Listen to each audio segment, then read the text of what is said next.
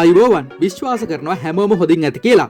ඉතින් සාමාන්‍යයෙන් වෛද්‍යවරු පවා බෙහෙත් වෙනුව නිර්දේශ කරන අපේ ඇඟේ තියෙන පිළිකාව, දියවැඩියාව, කොලෙස්ටරෝල්, මානසික ගැටලු වගේ ලෙඩ රෝග පුච්චලා දාන ලෝකෙම අවධානය දිනාගත්ත අපේ පුංචි ලංකාවේ ලෝකයේ අංක 1 ශාකය එහෙම නැත්නම් පලා වර්ගය ගැන ඔයා දන්නවද? ඉතින් මේක මාර විශේෂයි. ඇයි දන්නවද?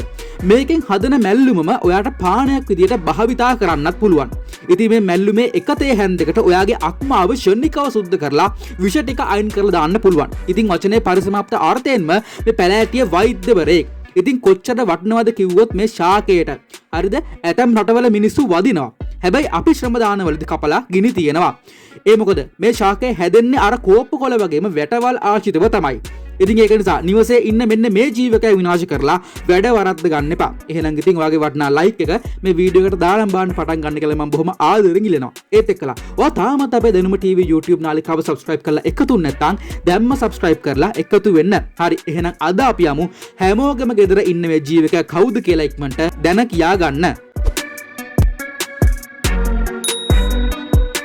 හරි අදත් වෙනද වගේම ආදරෙන් ඉල්ලනවා මේ වටිනා වීඩියෝව සමග එක හුස්මට රැඳී සිටින්න කියලා. හරි ඇත්තටම මොකද්ද මේ දිව්‍යමය පලා වර්ගයේ වැටවල් වල හැදෙන? ඇත්තටම මේක අර කෝප්පු කොළ වගේ ගහක් නෙවෙයි වෙලක්. එතකොට දැන් මේ වටිනා කියන ඖෂධයේ තියෙන ගුණ මොනවද? ඉතින් අපි ඔබට මුලින්ම කිව්වා මේ පලා වර්ගයක් උනාට නියම රසවත් පානයක් හදා ගන්න පුළුවන් කියලා මෙන්න මේ කොළ වලින්. ඒත් එක්කලා තව දෙයක් තමයි මේකේ ඊටාම රසවත් ගෙඩියකුත් හට ගන්නවා. ඉතින් කලවම් පලා මැල්ලුමකට හෝ රජුව කෙලින්ම මේ පලා වර්ගයේ ඔයාට භාවිතා කරන්නත් පුළුවන්.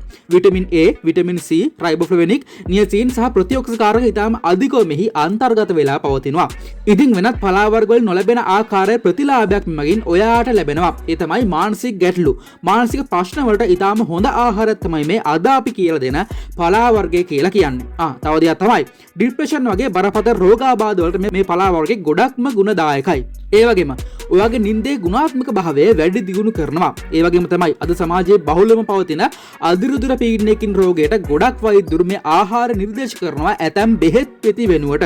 ඇත්තටම මේ ශාකයේ ගෙඩි වලට වඩා කොළ තමයි වඩාත්ම ගුණදායක වෙන්නේ. ඒ වගේම අධික තන්තු ප්‍රමාණයක් මේ පලා වර්ගයේ අන්තර්ගත වෙලා පවතිනවා. හරි. දැන් මොකද්ද මේ කියන පලා වර්ගය? ඉතින් මේ තමයි ෆැෂන් කොළ. එහෙම නැත්නම් ෆැෂන් ෆෘට් කියලා කියන්නේ. හොව් දැන් නම දැනගත්ත පළියට වීඩියෝ එක නවත්තන්න එපා. මොකද එහෙම වුණොත් ඔයා මේ වෙනකන් වියදම් කරපු කාලයත් එක්කලා අපරාධේ. තව දෙයක් තමයි මේ ෆ්‍රෙෂන් ෆුඩ් කොළ මැල්ලුම ඊටාම ගුණදායක වගේම ඔයාට විෂ වෙන්න උනත් පුළුවන් මෙන්න මේ රෝගීන්ට දුන්නොත්. ඉතින් මේ හැම දෙයක් ගැනම අද අපි ඔයාට සවිස්තරාත්මකව මේ වීඩියෝ එකෙන් කියලා දෙනවා. ඒක නිසා රැඳිලා ඉන්න. හරි අපේ රුධිරයේ ඇති අහිතකර කොලෙස්ටරෝල් හෙවත් LDL කොලෙස්ටරෝල් නහර තුර එක් රැස්වීම වළක්වා දැනටමත් තිබෙන කොලෙස්ටරෝල් සූරා දැමීමට හැකියාවක් මේ ෆැෂන් ෆෘට් කොළ වලට පවතිනවා. ඉතින් විශේෂයෙන්ම මේ ෆැෂන් ෆෘට් කොළ වලට අපේ රුධිර සංසරණ පද්ධතිය ආශ්‍රිතව පවතින විචාර රෝගාබාධ ගණනාවකටම පිළියම් අරගෙන දෙන්න පුළුවන්. ඉතින් වර්තමාන පරීක්ෂණ ගණනාවකටම අනුව මේ ෆැෂන් කොළේ විස බීජ මර්ධන හැකියාවක් තියෙනවායි කියලා සොයාගෙන තියෙනවා. ඒ වගේම අපේ ඇඟ තුළ පවතින අහිතකර බැක්ටීරියා, වෛරස් ආසාදන වලට එරෙහිව මේ ෆැෂන් කොළ ක්‍රියාත්මක වෙනවා කියලත් ඒ පරීක්ෂණයේදී සොයාගෙන තියෙනවා. හරි අපි යාට මුලින්ම කිව්වනේ මේ ෆැෂන් කොළ සතුව ඇන්ටිඔක්සිඩන්ට් හෙවත් ප්‍රතිඔක්සිකාරක ගුණ අධිකව අන්තර්ගත වෙලා තියෙනවා කියලා.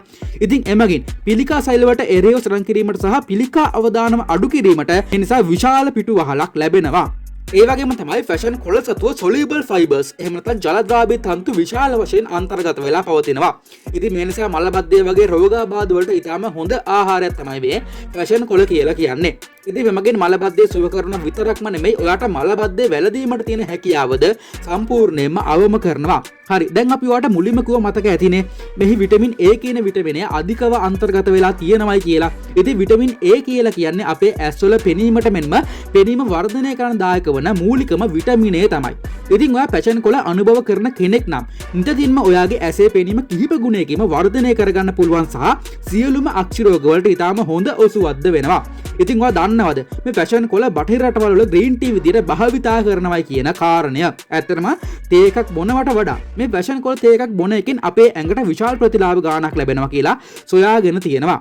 ඉතින් ප්‍රධාන වශයෙන්ම මේ තේ කොළ වලට වඩා මේ ෆැෂන් කොළ තුල වැඩි ෆ්ලේවොනොයිඩ් අයන් ප්‍රමාණයක් අන්තර්ගත වෙලා පවතිනවලු. ඒ වගේම චීනය සහ ආසියාතික රටවල මෙන්ම බටහිර රටවල වෙසෙන මිනිසුන් මේ ග්‍රීන් ටී පානය බෙහෙවින්ම ලබා ගන්නවා. ඉතින් ඔවුන් පවසන ආකාරයට මේ පානයේ දියවැඩියාව එහෙම නැත්නම් සීනි වලට ඊටාම ගුණදායක බවයි. ඉතින් ඒ අනුව අපිට නිගමනය කරන්න පුළුවන් මේ පැෂන් කෝලා කියන්නේ දියවැඩියාවටද ඊටාම ගුණදායක ආහාරයක් කියලා.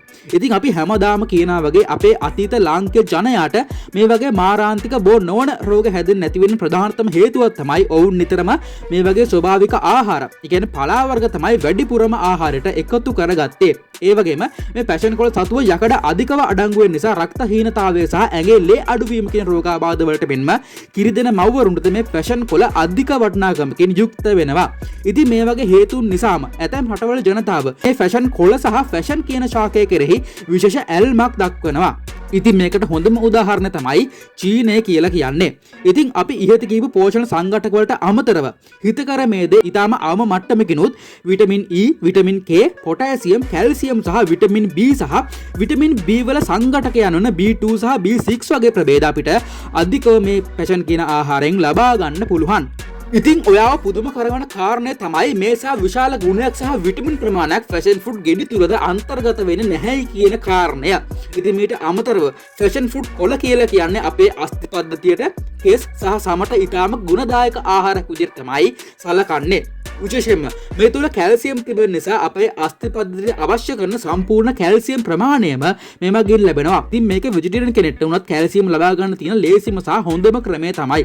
ඉතින් මීට අමතරව අපේ මහාන්ත්‍රය තුල එක්රැස් වන විවිධ විෂ වර්ග එහෙම නැත්නම් ටොක්සික් අයන ඉවත් කර දැමීමට හැකියාවක් මේ තුල පවතිනවා. ඒ වගේම අපේ ආහාර ජීර්ණ මාර්ග පද්ධතියේ බඩවැල් වල චලනය. ඉතින් අපි මේකට කියනවා ක්‍රමාකුංචනය කියලා. මෙන්න මේ ක්‍රමාකුංචන රිද්මය වැඩි දියුණු කරලා මල් ද්‍රව්‍ය පිට කිරීම වඩාත් ලේසි පහසු කිරීමට හැකියාවක් මේ ෆැෂන් කොළ තුල පවතිනවා. ඉතින් පැෂන් කොළ මලබද්ධයට පමණක් නෙවෙයි ආර්ෂස් වගේ රෝගාබාධ වලට ඊටාම ගුණදායකයි කියලා මේ වෙනකොට පෙන්වලා දීලා තියෙනවා. ඒ වගේම University of Johannesburg සරසවියට අනුව ෆැෂන් කොළ කියලා කියන්නේ පලා වර්ග අතර ඉහළින්ම පවතින. හරිද? ගුණය අතින් ඉහළින් පවතින ශාකයක්ලු. ඉතින් වාට ෆැෂන් කොළ විවිධාකාරයෙන් හදා ගන්න පුළුවන්. මුලින්ම වාට ෆැෂන් කොළ කිහිපයක් හීනියට ලියලා උණු වතුර තුල තම්බා තේ විදියට පානයට එකතු කර ගන්නත් පුළුවන්. එහෙම නැත්නම් පොල් රතු ලුණු දාලා මැල්ලුමක් විදියට හදා ගන්නත් පුළුවන්.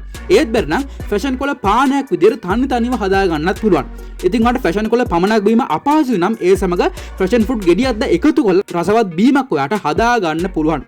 ඉතින් ගෙදර වැටේ මෙච්චර වටින ගුණ තියෙන ශාකයක් තියාගෙන තමයි අපි බටහිර බෙහෙත් වෙති ගිරින්නේ.